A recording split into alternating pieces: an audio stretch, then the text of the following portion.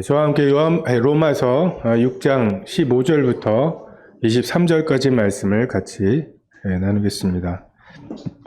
로마서 6장 15절에서 23절 말씀입니다.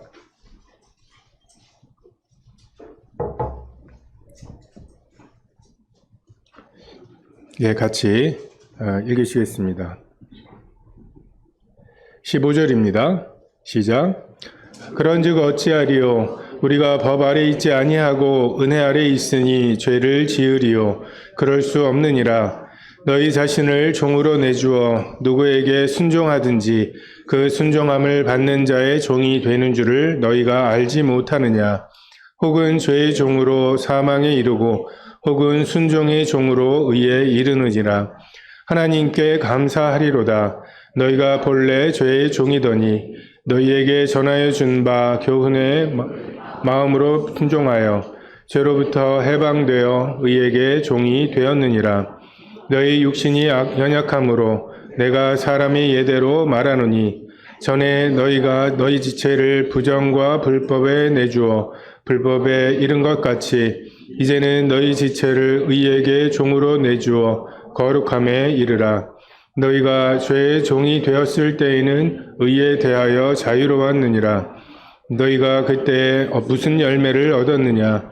너희 이제는 너희가 그 일을 부끄러워하나니 이는 그 마지막이 사망임이라. 그러나 이제는 너희가 죄로부터 해방되고 하나님께 종이 되어 거룩함에 이르는 열매를 맺었으니 그 마지막은 영생이라. 죄의 삭은 사망이요 하나님의 은사는 그리스도 예수 우리 주 안에 있는 영생이니라. 계속해서 로마 교회에 있었던 유대인과 이방인, 유대인 출신의 그리스도인과 이방인 출신의 그리스도인 사이에 질문들에 대한 사도 바울의 이제 대답을 나누고 있습니다. 15절에 우리가 법 아래 있지 아니하고 은혜 아래 있으니 죄를 지으리요. 참 많이 유대인 출신의 그리스도인들이 그 율법에 대한 그 미련이, 그 아쉬움이, 그리고 율법을 지킬 때에는 그래도 뭔가 신앙생활을 하는 것 같아 보였는데 은혜 아래에서 그냥 그 성령에 의해서 사랑의 부음이 되고 그 성령을 쫓아 행하라는 이런 것들. 어제도 청년들과 함께 주 예수를 믿으라. 이 빌립보 간수가 그 말을 어떻게 이해를 했을까?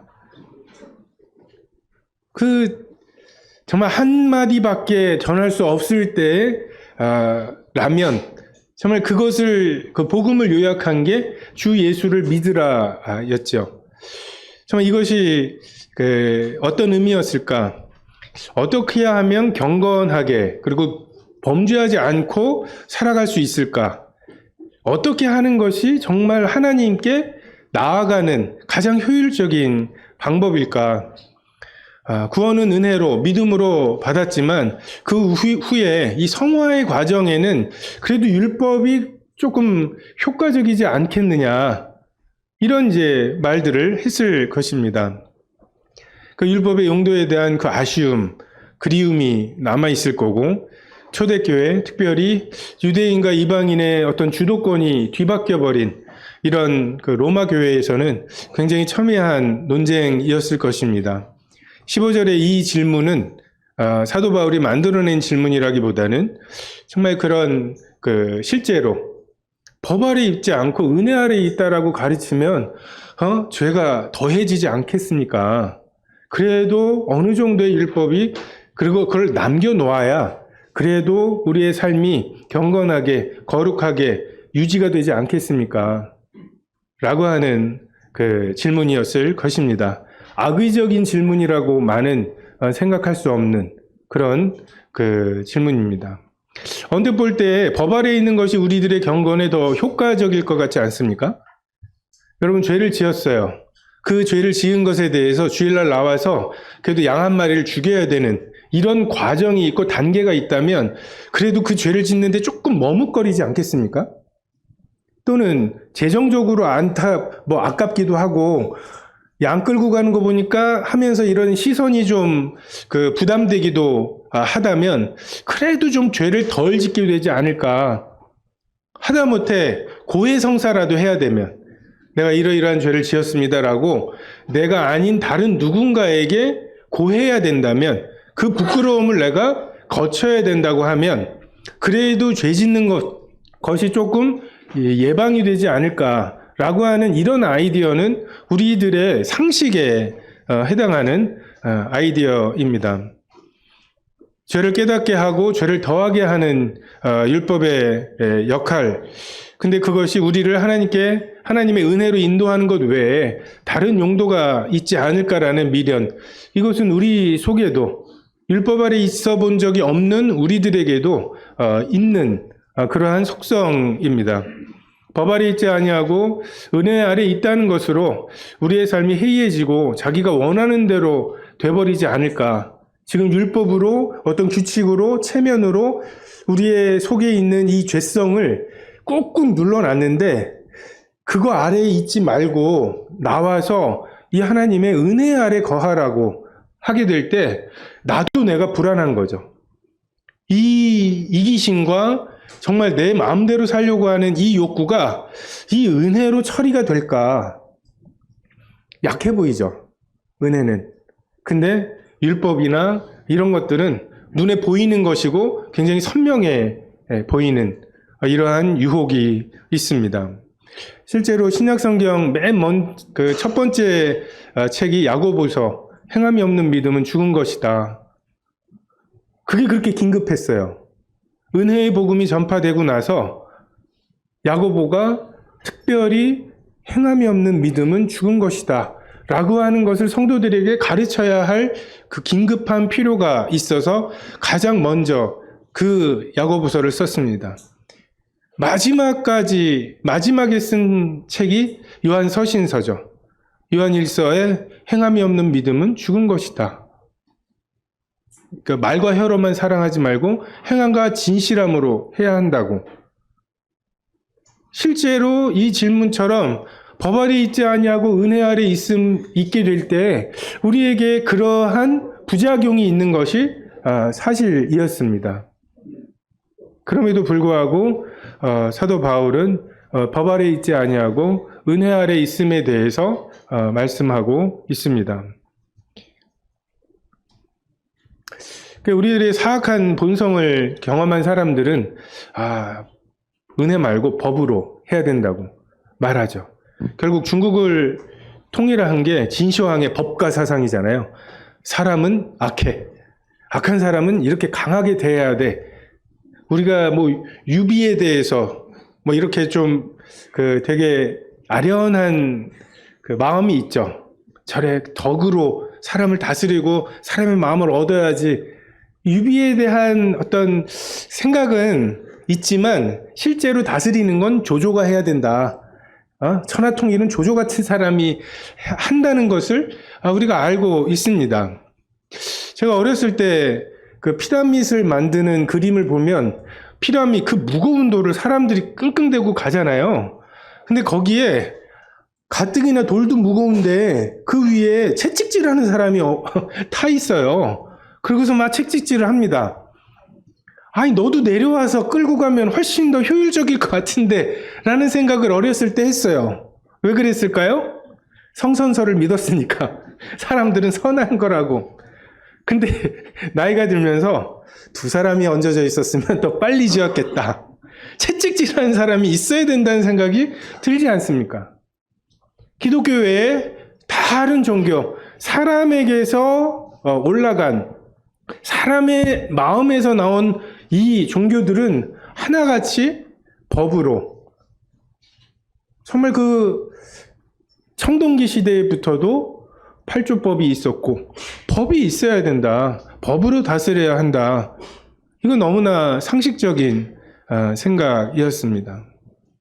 근데 사람을 창조하신 하나님 그리고 우리를 구원하신 하나님께서는 법이 아니라 우리를 법 아래가 아니라 은혜 아래 두셨습니다. 우린 법대로 경주해야 합니다. 생명의 그 면류관을, 승리의 면류관은 법대로 경주하는 자에게만 주어집니다. 탱크가 사람보다 튼튼하죠. 하지만 탱크랑 결혼할 수 없습니다. 우리가 뭘 위해서 효율적이냐.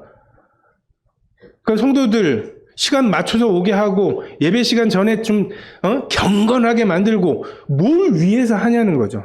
하나님께서 교회를 통해서 무엇을 얻으려고 하시느냐. 우리가 뾰족한 여러 수들을 통해서 탱크를 만들 수가 있어요. 효율적이니까. 근데 신부는 아니에요. 자녀는 아닌. 하나님의 목적이 그냥 죄 안 짓는 이런 사람들이라면 아담을 한 100년 정도 따끔하게 고생시키고 너 다시는 그러지 마 라고 하셨을 거예요. 홍수를 대비하는 방법으로 바벨탑을 이야기하셨을 거고 아브라함보다는 니므롯을 통해서 정말 세상을 정복하게 하셨을 겁니다. 주님의 목적이 그게 아니었어요. 하나님이 아브라함과 이삭과 야곱의 하나님으로 불리기 위해서 아브라함과 이삭과 야곱과 동행하셨던 그 시간들 효율적으로 보이십니까? 75세에 물으셔서 175세까지 데리고 다닌 100년을 통해서 아브라함을 다루셨던 하나님. 정말 100년이 막 하나님에 대한 무언가로 꽉꽉꽉 차 있습니까?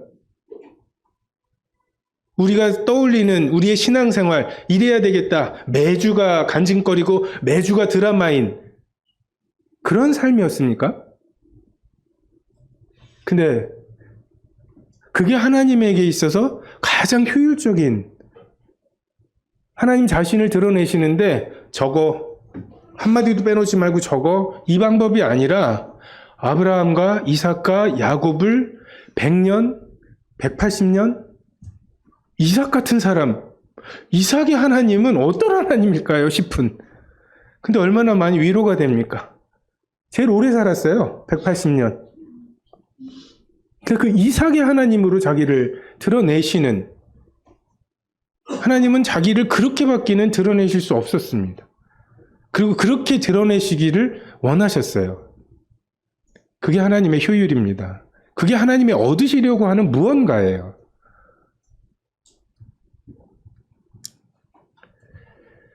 우리에게 있는 수많은 그리고 즉각적으로 떠오르는 그런 뾰족한 수들을 우리가 유혹이라고 불러야 합니다. 그냥 막 회의하면서 이렇게 하면 어떨까요? 저렇게 하면서 어떨까요? 막 아이디어가 막 넘쳐나죠?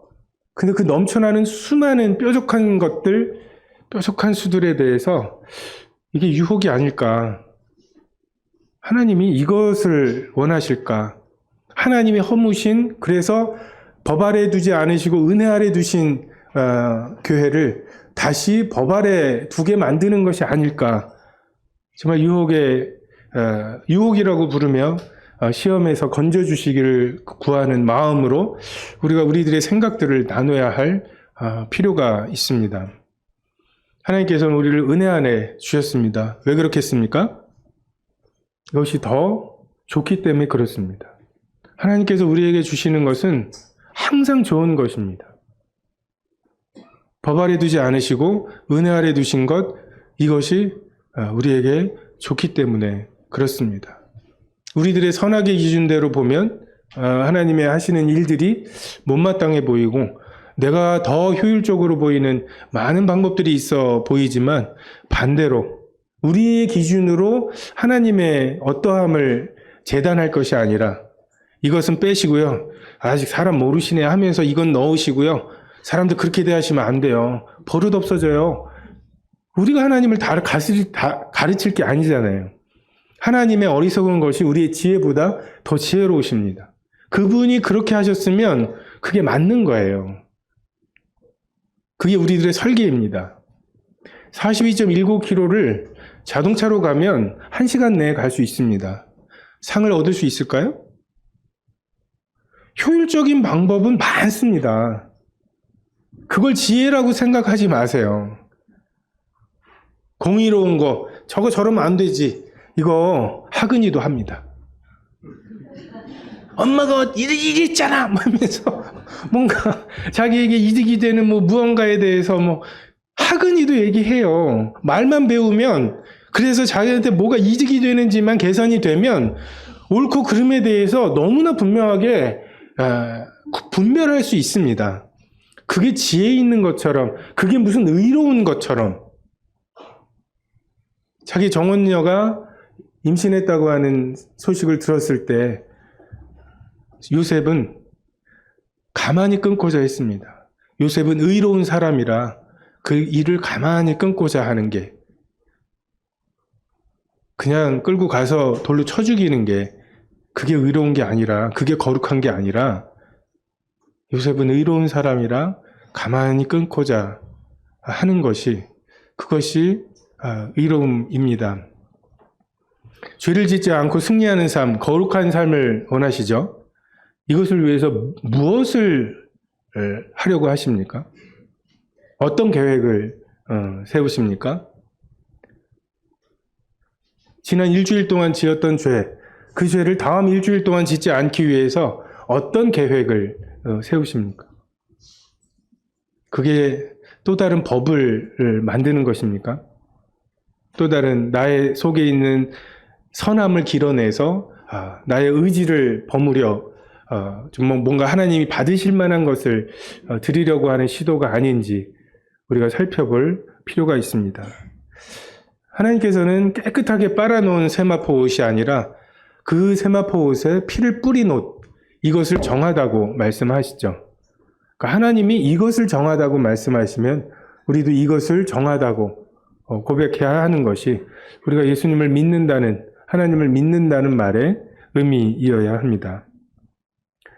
16절에 너희 자신을 종으로 내주어 누구에게 순종하든지 그 순종을 받는 자의 종이 되는 줄을 너희가 알지 못하느냐? 혹은 죄의 종으로 사망에 이르고 혹은 순종의 종으로 의에 이르느니라. 하나님께 감사하리로다. 너희가 본래 죄의 종이더니 너희에게 전하여 준 바 교훈의 본을 마음으로 순종하여 죄로부터 해방되어 의에게 종이 되었느니라. 정말 우리 속에 넘쳐나는 이기심과 옛사람의 습성으로부터 어떻게 헤어나올 수 있을까? 참 이것이 우리의 고통스러운 또 끊임없는 질문입니다. 정말 그 옛날 복음성가에 그런 찬양이 있었죠. 한 눈먼 사람이 소리쳤네. 어디가 길이냐? 어디가 길이냐? 정말 우리에게도 동일하게 어디가 길이냐? 라고 하는, 정말 이 사망의 몸에서 누가 나를 건져내랴? 라고 하는 탄식이 있습니다. 이 죄책감으로부터 벗어나는 것에 두 가지 사람의 해답이 있습니다. 사람들이 만들어 놓은 해결책. 첫 번째는 죄 따위는 없다. 하나님도 안 계시다. 심판도 없다. 죄책감은 허상이다. 라고 하는, 그리고 또 하나는 법 아래 두는, 온갖 규칙 아래 자신을 두는 거죠. 먹지도 만지지도 말라고 하고 동산 중앙을 봉쇄하고 금욕하는 이러한 두 가지 방법입니다. 근데 순종함이 관건입니다. 누구에게 순종하느냐, 누구의 종이냐, 특별히 마음으로 순종하는 것. 17절 마지막에 보면 마음으로 순종하는 그 대상이 누구냐가 내가 누구의 종이냐의 핵심입니다. 법 아래 정말 온갖 유혹으로부터 나를 물리적으로 격려할 수 있지만 죄의 문제를 해결할 수 없죠. 왜 그렇습니까? 정말 나를 유혹하는 그 수많은 것들로부터 정말 멀리 정말 바다 끝에 나를 가게 만들어서 그 죄로부터, 그 유혹으로부터 벗어나려 해보지만 문제는 그 바다 끝에 내가 가 있잖아요. 그리고 그 죄의 욕심은 다른 무언가가 아니라 내 속에 있습니다. 근데 정말 하나님께 감사할 이유는 정말 우리가 바다 끝에 가도 그 바다 끝에 죄의 뿌리인 내 속에 그 마음이 함께 하지만 그 바다 끝에 하나님도 계시고 은혜 베푸실 분이 계시기 때문입니다. 성화를 위해 은혜 아래 거하는 것보다 좋아 보이는 수많은 방법들이 있어 보이지만 정말 그 방법들이 마음으로 순종하게 되어 의의 종이 되게 하는 일에 참으로 효율적인지 살펴볼 필요가 있습니다. 정말 군대에서 2년이 넘는 시간 동안에 몸에 배게 하는 것들이 있죠. 근데 제대하자마자 2주 만에 원래대로 돌아가 버리는, 내 마음을 변화시키지 못하는, 내 마음에 있는 그 욕심을 변화시키지 못하는, 끝내 내 겉모습은 무엇처럼 보일지 몰라도 내가 마음으로 순종하는 그 대상을 바꿀 수는 없는, 이것이 율법의 한계입니다. 결심하게 만들고 헌신하게 만들고 사람의 눈치를 보게 만들 수 있는, 근데 그 수많은 방법들이 우리 마음을 터치하지는 못하죠. 우리가 요한복음 17장 말씀을 계속 외우다 보면 거기에 그냥 내가 아버지께 받은 말씀을 이들에게 주었고 이들은 그것을 받았고 이것을 통해서 내가 하나님께로부터 온 줄을 믿었고 아버지께서 나를 보내신 줄도 믿은, 그냥 말씀이에요. 말씀으로 그 마음을 누가 쟁취하느냐예요. 우리들의 마음이 누구를 섬기느냐, 누구에게 순종하느냐, 이것이 우리들의 누가 누구의 종이냐라고 하는 것이죠. 근데 율법은 우리의 마음을 건드리지 못한 채 내가 누구에게 순종하는 척, 하나님께 순종하는 척하게 만드는 도구일 뿐입니다. 그것에 있어서 효율적일 수 있죠. 겉으로 드러나는 그 열매에 있어서 효율적일 수 있지만 문제는 내가 마음으로부터 순종하는 것이 누구냐. 이 부분은 율법이 조금도 건드릴 수가 없습니다. 정말 율법을 지키는 것은 정말 목마를 때 바닷물을 들이키면 그 바닷물이 목을 넘어가는 동안 그 잠깐 촉촉한 이런 유혹인 것 같습니다. 율법을 정하고 죄를 지었어요. 근데 정말 하나님 앞에 그냥 그 죄를 고하고 호모로게오, 그냥 자백하고 맞습니다. 그것이 죄입니다. 라고 말하기보단 그래도 좀 얼굴을 찌푸리고 마음을 상한 척, 내가 이렇게 웃어도 되나? 이렇게 조금 뭔가 자기를 괴롭히고 죄의 대가를 내가 조금 담당을 하고 앞으로 그 죄를 짓지 않을 어떤 계획을 세우고 그 계획을 통해서 내가 그래도 하나님 앞에 다시는 짓지 않을 거니까 라는 뿌듯함을 갖게 만들려고 하는, 이게 우리가 법 아래로 팔려가는 방법이죠. 그 잠깐의 촉촉함에 유혹이 있습니다. 하나님의 주권적인 은혜, 그 은혜에 의탁하는 것 대신에 그래도 내가 조금은 준비하고 나의 주권이 조금이라도 섞여 있는, 그리고 내가 납득할 만한, 내가 나 자신의 이 죄를 지은 나 자신을 용서하는 것이 하나님의 용서뿐만 아니라 내가 그 죄를 지은 나 자신을 용서해야 되는, 이것에 있어서 내가 납득이 돼야 되는, 그래서 그렇게 율법을 만들고 하는 거죠. 유혹입니다. 매력이 있어요. 법 아래 거하는 것이.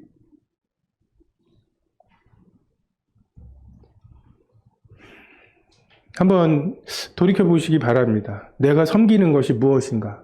내가 마음으로부터 섬기는 것이 무엇인가? 죄를 지었을 때 내가 하나님을 변호하는지 죄를 변호하는지. 제가 정말 고등학교 때 내 죄를 깨달으면서 그 죄를 이기려고 싸우면서 정말 오랫동안 착각했던 게 그거였어요. 내가 하나님하고 편먹고 죄랑 싸우고 있다는 착각. 근데 제가 얼마나 죄를 위하는지, 죄를 짓고 나면 내가 얼마나 죄를 위하고 죄를 변호해주고 이건 죄가 아니에요. 우리 죄를 기죽이지 마세요 하면서 얼마나 하나님 편에 서서 하는 게 아니었어요. 내가 죄 편이었어요. 정말 이것을 깨닫는 것이 필요합니다. 탕자로 허랑방탕하게 살지 못하게 하는 효율적인 방법은 아버지에게 있었죠. 유산 안 주면 됩니다. 가지 못하게 하면 됩니다. 가서 끌고 오면 되죠. 근데 아버지가 유산을 줍니다. 먼 나라로 갑니다. 허랑방탕합니다. 그 모든 것을 다 아버지가 아시고 아들이 돌아오지 않을 수도 있다는 걸 아셔요. 근데 아버지가 이 모험을 하시죠. 왜요? 그 아들 집에 놔봐야 큰아들 정도밖에 안 되죠. 동생이 돌아왔는데 기뻐하지 않아요.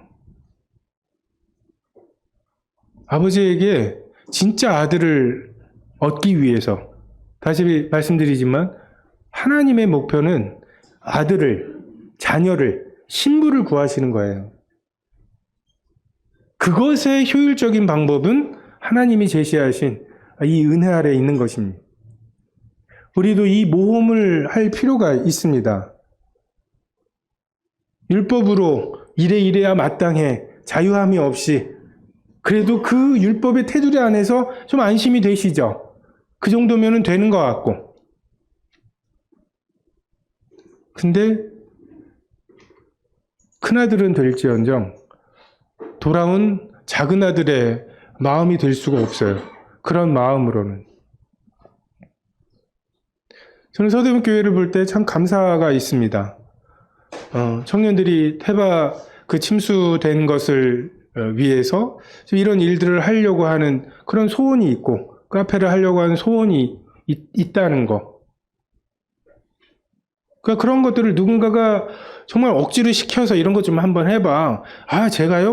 이렇게 해서 되어지는 게 아니라, 정말 그런 소식을 들었을 때, 정말 성령께서 우리 마음에 어떤 마음을 주시고, 그리고 그 마음들을 하나둘 나누다가 그게 모이고, 그래서 이런 것들을 한번 해서 해보면 어떻겠냐라고 하는 마음이 있고, 그리고 성도님들에게도 그런 소식을 지난주에 듣고 이번 주에 마음에 작정하신 대로 헌금을 하고, 그리고 그것을 통해서 태바에 계신 사역하시는 분들이 그게 성령께서 공급하시는, 서대문교회가 공급을 하지만 그게 성령께서 마음들을 모으셔서 공급하시는 이러한 모양으로 일들이 되어가는.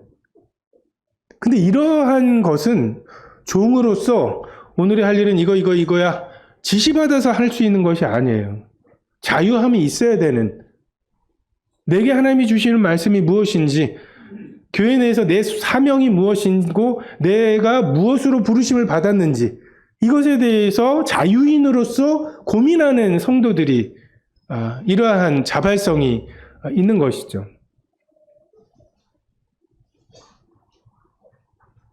리프트 7천만 원을 지난번에 재정 보고를 봤는데, 정말 알뜰하게 채웠더라고요. 50몇만 원 남는, 굉장히 알뜰하게. 그것에 대해서 어떤 다른 동기가 아니라 그냥 주시는 마음에 순종하는 마음으로 우리가 굉장한, 어떻게 보면 실험을 하고 있는 거예요. 이래도 되나? 교회가 이래도 되나? 이래도 운영이 되나? 이래도 성도들이 양육이 되나? 부흥이 되나? 구도자들이 오나? 구도자들이 와서 구원을 받나?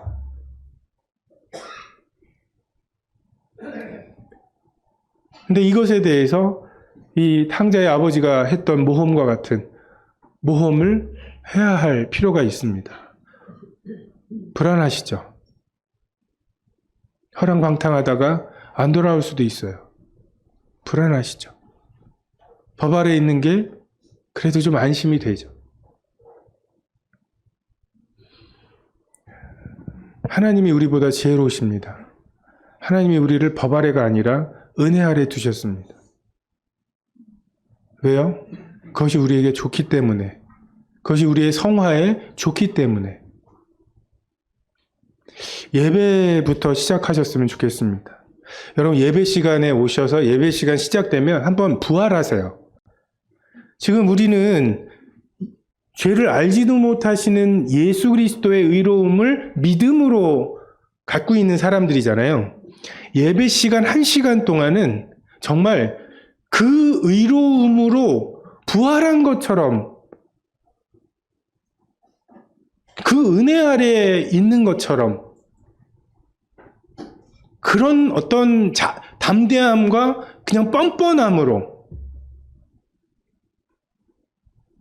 지난 일주일 동안의 나의 죄책감을 그냥 덮어주신 그 하나님의 가죽옷을 주장하시고 나의 일주일을 돌이키거나 죄책감을 해결하는데 그것에 송사를 받는데 시간을 낭비하지 마시고 정말 언약의 피잖아요. 정말 짐승들을 쪼개놓고 그 사이를 지나다니면서 내가 이 언약을 내 말을 지키지 않는다면 이 짐승처럼 될 거다. 이게 그 언약입니다. 예수 그리스도께서 그 쪼개지시는 것으로 그 언약을 세우신 그냥 그것으로 부활하셔서 그 부활의 몸을 입고 그 3층의 하늘에서 그 완벽하게 드려진 제사에 하나님이 온전하게 기뻐하신 그것에 동참하는 그것으로 이 은혜 아래 있는 연습을 시작하시길 바랍니다. 주님을 기념하시고 그냥 기억하시고 그냥 다시 오는 일주일에 대한 결심과 결단, 내가 다음 주에는 이런 기분으로 오지 않으리라. 응? 이런 더러운 기분으로 떳떳지 않은 기분으로 오지 않을 작정으로 그냥 그 예배 시간을 그것으로 채우고 다음 일주일은 내가 이렇게 잘 살아가지고서 당당하게 오리라 라고 나 자신을 계속 집중하고 하지 마시고 그냥 덮어주시는 도말하시는 그냥 그 은혜를 만끽하시고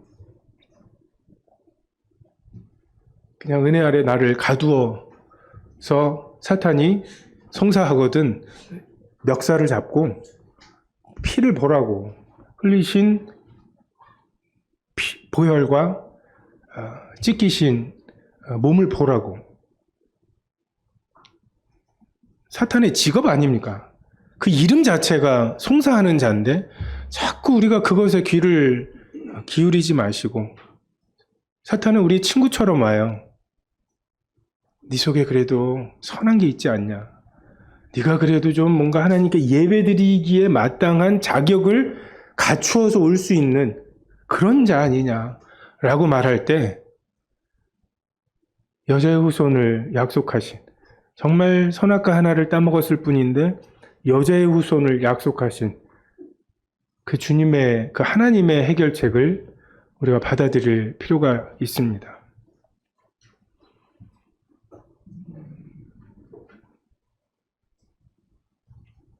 골로새서에도 보면 이런 것들은 자의적 숭배와 겸손과 몸을 괴롭게 하는 데에는 지혜 있는 모양이나 오직 육체에 따르는 것을 금하는 데에는 조금도 유익이 없느니라. 이건 아멘이 되시지 않나요? 정말 진지하게 어떤 규칙을 세우고 율법대로 그 규칙대로 정말 내가 하나님을 기쁘시게 해보려고 하고 만찬에 나올 자격을 얻으려고 진지하게 시도해본 성도들은 이것에 대해서 아멘이 될 것입니다. 정말 육체를 따르는 것을 금하는데 조금도 눌러놓을 뿐이지 그것을 해결할 수 없는 우리들의 모습들을 보게 됩니다.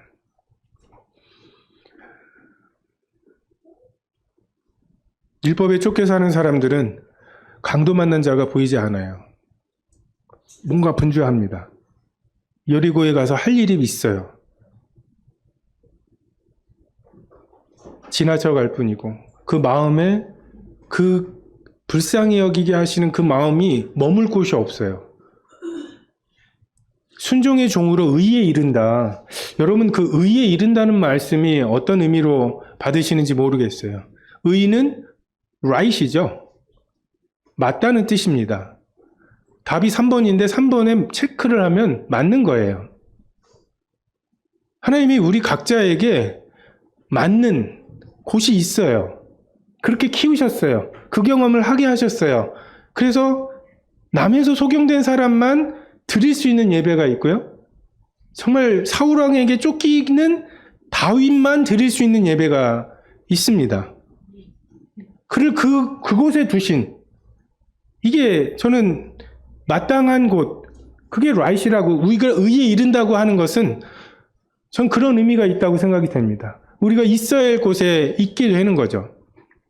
강도 만난 자와 함께 여관에, 이게 그가 있어야, 그 사마리아인이 있어야 될 곳이죠. 순종의 종으로 정말 그 강도 만난 자에 대해서 하나님께서 너 우랑쾅쾅 해가지고 너 걔를 도와, 뭐 이런 식으로 말씀하시는 게 아니에요. 측은한 마음, 불쌍한 마음을 주시는데 그게 우리 마음에 머물 곳이 있고, 그게 싹을 틔우고 나귀에 싣고 짐승에 싣고, 이런, 그래야 내가 원래 가려고 했던 여행이 있었습니다. 하지만 내가 가 있는 곳은 엉뚱한 곳이죠. 이게 순종의 종으로 내가 마땅히 있어야 되는 곳, 의로움에 도달하는 인생이라고 생각이 됩니다. 38년 된 병자가 낫게 되고 손마른 사람이 성하게 되는데 하나님은 너무 마음이 기쁘셨어요. 근데 율법 아래에 있는 사람들 기쁘지 않습니다. 율법 아래에 있는 사람들의 특징이 사나워요. 율법 아래에서는 결코 하나님의 법에 순종할 수 없거든요. 기쁨도 없죠. 내가 아버지의 뜻을 행하는 것이 나의 양식인데 양식이 없어요. 그런 사람들이 누군 좋아서 예배 드리는 줄 알아? 예배 시간에 왜 빠져만 하면서 예배 드리는 것이 곤욕인 사람들이 예배 안 드리는 사람들에 대해서 굉장히 가혹하게 대합니다. 요즘 좀 사나워진 분들 없으신가요? 왜 안 그래, 쟤는? 왜 암송들을 안 해? 하면서. 사나워지시면 잘 생각해 보세요. 내가 혹시 법 아래 있지 않았나? 내가 은혜 아래에서 은혜를 누리고 있지 않은 부분이 있지는 않은가? 우리를 변화시키는 것은 감동입니다. 감동. 우리 마음까지 도달하는 것은 감동이에요. 그래서 하나님께서 감동으로 말씀하셨고, 이 말씀은 감동을 일으키고 그 감동이 우리의 마음을 변화시키는 거죠. 이 감동이 임할 때 변화되는 것은 너무나 자연스럽고 쉬운 일입니다. 근데 그것이 임하지 않은 채 마음으로 순종하는 것은 여긴데, 이것을 순종하는 척 할 때 우리 마음이 얼마나 부자연스럽고, 또 내 소원은 여기 있으면서 이것을 이게 쌓여요. 그래서 이게 자기의 의로움이 되기도 하고, 내가 이거 못한 것이 안타까움이 되어서 기회가 되면 폭발하듯이 죄의 소욕을 이루는 것을 우리가 너무나 자주, 옆 사람에게서 보는 게 아니잖아요. 나에게서 보는 것이지 않습니까? 내가 율법으로 말미암아 율법에 대하여 죽었나니 이는 하나님에 대하여 살려 함이니라. 이게 갈라디아서 2장 19절. 우리가 잘 아는 갈라디아서 2장 20절에 연합하여 죽고 연합하여 부활하는, 연합하여 사는 이 신앙생활의 원리가 적용되기 전에 먼저 우리가 율법에 대하여 율법으로 말미암아 죽는 이 경험이 필요합니다. 너희 육신이 연약함으로 내가 사람의 예대로 말하노니, 전에 너희가 너희 지체를 부정과 불법에 내주어 불법에 이른 것 같이 이제는 너희 지체를 의에게 종으로 내주어 거룩함에 이루라. 너희가 죄의 종이 되었을 때 의에 대하여 자유로웠느니라. 우리의 지체를 드리는 것, 이게 순종이죠. 내 지체가 누구에게 가느냐. 이 말씀은 한없이 율법적으로 받을 수 있는 말씀입니다. 내가 누구에게 순종하든지 그게 종이고, 그렇다면 내가 이제 하나님께 내 몸을 드려야지 라고 결심하고 결단하게 만들 수 있는 말씀이죠. 근데 맥락으로 볼 때 하나님께서 그렇게 말씀하신 것은 아닙니다. 로마서 앞에 있는 정말 그 거듭남의 과정들을 통해서 은혜로 우리의 마음을 변화시키는 과정을 통해서 지금 성도들에게 우리 마음에 이미 일어난 성령의 그 사역이 있고 그리고 율법 아래에서는 도저히 견딜 수 없는 그런 성도들에게 이 말씀을 하고 계시죠. 우리 죄에 대해서 자유로울 수 있습니다. 너희가 죄의 종이었을 때 의에 대해서 자유로웠잖아요. 하나님에 대해서 아무런 의무가 없었잖아요. 주일날 우리 모여서 이런 거 한다고 할 때 구원받기 전에 어떤 느낌이었습니까? 정말 주일을 한 번뿐인 그 일요일을 이렇게 쓰나? 하나님을 알되 하나님을 영화롭게도 감사치도 아니하면서 아무런 죄책감이 없었죠. 죄인인 걸 깨닫는 게 그렇게 어려운 게 죄죠. 하나님을 사랑하라, 내 이웃을 사랑하라. 가장 큰 계명인데 이것에 대해서 조금도 의무감을 갖지 않고 살면서도 내가 죄인인 것을 모르겠다고 하는 것. 우리가 이만큼 의에 대해서 자유로웠습니다. 여러분, 이 자유로웠다는 말이 죄로부터 해방되었다는 말과 같은 말이에요. 해방되었다는 말과 자유롭다는 말, 이 두 단어가 같은 단어입니다. 다시 말해서 우리는 그때 의로부터 하나님으로부터 해방된 상태였어요. 그리고 다시 하나님께 잡혀갈까봐 되게 전전긍긍하던 그런 존재들이었죠. 근데 이제 우리가 하나님의 종이 되어서 이제 죄에 대해서 자유하게 되는, 정말 그 강도 만난 자를 데리고 자비를 베푸는 그런 사람에게 강도짓 하지 말아야지. 이것은 너무나 먼 거예요. 의의 종이 되어서 하나님의 종이 되어서 하나님께서 마음에 주시는 긍휼함을 따라 그 강도 만난 자에게 자비를 베푸는 중에는 강도짓을 하지 말아야지 이런 유혹조차가 없는 거죠. 어떻습니까? 완전한 자유죠. 하나님께서 이것을 우리에게 원하시는 거죠. 그리고 이것을 약속하시는 것입니다. 거룩함에 이르게 되는 유일한 방법입니다. 강도짓 안 하는 것에서 거룩함이 되는 것이 아니라 강도 만난 자를 피해서 가는 것, 이것도 구별되는 것이 아니죠. 그 강도 만난 자에게 그렇게 하는 것, 이것만이 우리가 구별되는 방법입니다. 21절에 너희가 그때 무슨 열매를 맺었느냐? 이제는 너희가 그 일을 부끄러워하나니 그 마지막이 사망임이라. 그러나 이제는 너희가 죄로부터 해방되고 하나님께 종이 되어 거룩함에 이르는 열매를 맺었으니 그 마지막은 영생이니라.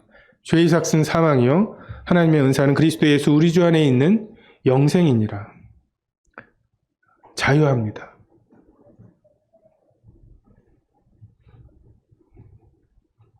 어떤 미국에서 설문조사를 해봤대요. 알고 있는 사람 중에 그래도 천국과 지옥이 있다면 천국 갈 가능성이 가장 큰 사람, 마이클 조던도 나온다고 그러는데 1위가 테레사 수녀라고 합니다. 70몇 프로가 나왔대요. 근데 테레사 수녀보다 더 많은 80몇 프로를 받은 인물이 있어요. 누굴까요? 자기 자신이라고. 우리가 우리 자신에게 속습니다. 꽤 선한 줄 알아요. 착한 줄 알아요. 그냥 객관적으로 봤을 때 나는 하고 생각을 합니다. 어떤 사람들은 율법 아래 거하는 것은 그래도 굉장히 율법을 지키려고 물고기를 잡아서 얘는 먹을 수 있는 건 못 먹는 거 구별해야 되고, 뭔가 몇 걸음을 걸었지? 안식일인데 이걸 해야 되고. 지금 이스라엘에 가면은 안식일 엘리베이터가 있대요. 안식일에는 모든 층에 쓴대요. 누르는 게 일이기 때문에 그냥 열리면 타가지고 가만히 있다가 가만히 내리는 이런 뭔가 왜 이래 이거 하면서 뭔가 내 삶 곳곳에 율법에 뭔가 장벽이 있고 하나님을 생각해야만 하고 이렇게 되는 거 되게 그 긴장되고 한 삶인 것처럼 보이고, 반대로 은혜 아래 있다라는 거는 좀 아니하고 해이해 보이는. 근데 제가 볼 때 반대입니다. 율법 아래 있고자 하는 우리들의 소원은 우리들의 본성이에요. 익숙합니다. 반대로 정말 은혜 아래 있으려고 하는 것이 얼마나 많은 내 속에서 은혜 외에 다른 것으로 세우려고 하는 것을 얼마나 적극적으로 길어내야 되는 작업인지, 얼마나 삽시간에 내 속에 은혜 아닌 다른 무언가가 들어와서 있는지, 정말 내 속에 있는 이 교만함의 이 생명력이 얼마나 왕성한지 몰라요.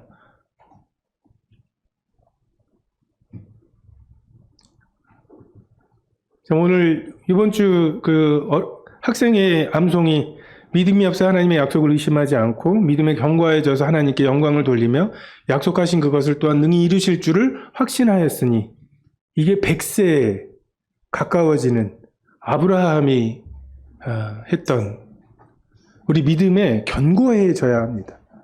여러분, 믿음에 견고해지는 거, 은혜 아래 사는 거, 이게 쉬운 거라고 착각하지 마십시오. 굉장히 어려운 거예요. 왜 우리는 가만 놔두면 율법 아래로 갑니다. 왜? 본성이라니까요.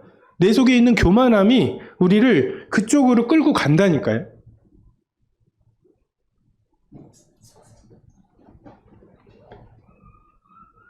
죄의 권능이 율법이죠. 14절에 보면 죄가 우리를 주관하지 못한다고. 왜요?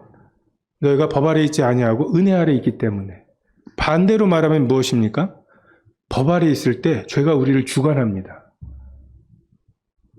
잘 돌이켜보세요. 내가 법 아래 있을 때 무언가를 지키려고 그것으로 뭔가 하나님께 나아갈 의로움을 만들려고 할 때 하면 할수록 그 죄가 나를 주관하는, 이게 7장의 주제이죠. 은혜 외에 은혜에서 우리의 시선을 돌이키게 하는 것, 그것을 맞서야 합니다.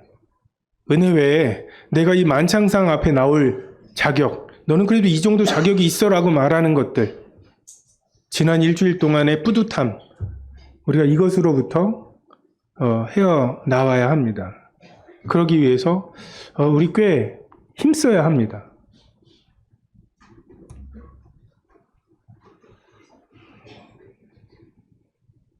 죄의 대가는 사망이죠. 하나님과의 아무런 추억이 없는, 영생은 유일하신 참 하나님과 그가 보내신 자 예수 그리스도를 아는 것이죠. 그것이 있으면, 그 하나님에 대해서 이런 분이시구나라고 하는 게 있으면 죽어도 사는 것입니다. 부활이요 생명이신 그리스도가 이런 분이시구나라고 하는 것을 경험한 적이 있으면 죽어도 괜찮아요. 죽어도 살겠고, 살아서 믿는 자는 죽지 않는. 근데 그것이 없는, 물도원 하인들만 아는, 자비를 베푼 자만 아는 그런 하나님의 어떠하심, 이것이 영생이라면 하나님에 대해서 마음이 가난해진 적도, 죄에 대해 의에 대해 심판에 대해서 책망을 받은 적도, 형제들아 내가 어찌할꼬 하는 마음의 탄식도 한 번도 없는, 우리가 원하는 삶이죠. 내가 하나님께 의지할 것이 없는 삶, 내게 있는 돈으로, 내게 있는 권력으로, 내게 있는 건강으로 얼마든지 살아갈 수 있는, 우리는 그런 삶을 원하지만 그것이 죄의 삭시입니다. 우린 죄인들의 삶, 믿지 않는 사람들의 삶, 이건 이혼 직전인 것처럼 생각하고, 그렇게, 굉장히 뭔가 이렇게 악마화하는 경향이 있어요. 행복합니다.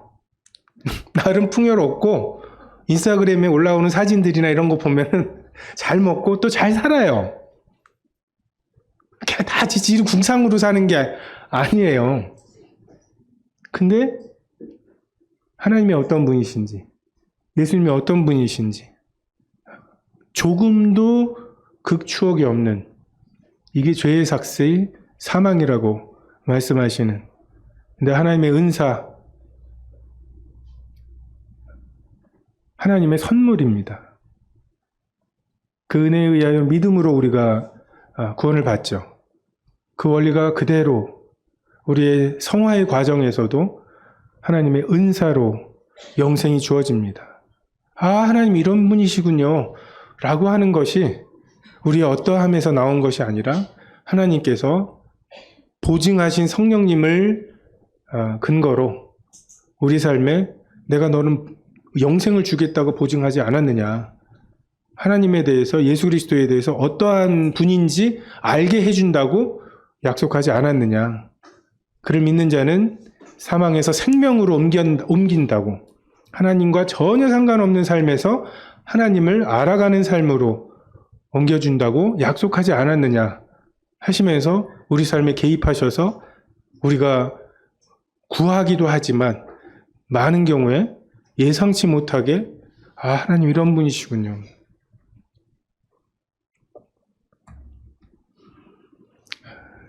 이 영생은 그리스도 예수 우리 주 안에 있습니다. 십자가의 원리 안에 있습니다. 그의 죽으심의 원리 안에, 그리고 그 부활하심의 원리 안에 이 영생이 있습니다. 참으로 죄에서 해방된 그리스도인, 마음으로 하나님의 종이 된 그리스도인, 그래서 하나님께서 나를 두고자 하시는 그곳에 버티고 있는 그리스도인, 그리고 하나님의 선물인 영생을 경험하며 하나님을 알아가고, 그렇게 해서 알게 된 하나님의 성품으로 빛과 소금의 역할을 하게 되는 그리스도인, 우리가 꿈꾸는 그리스도인의 삶은 법 아래가 아니라 은혜 아래, 이 은혜 아래 있을 때 하나님께서 선물로, 정말 우리의 어떠함과 상관없이 선물로 주시는 것입니다. 정말 믿음의 주여 온전케 하시는 이인, 그래서 우리에게 영생을 선물로 주시는, 우리가 이 예수를 깊이 생각하는 것이 신앙의 핵심이라고 생각이 됩니다. 기도하시겠습니다.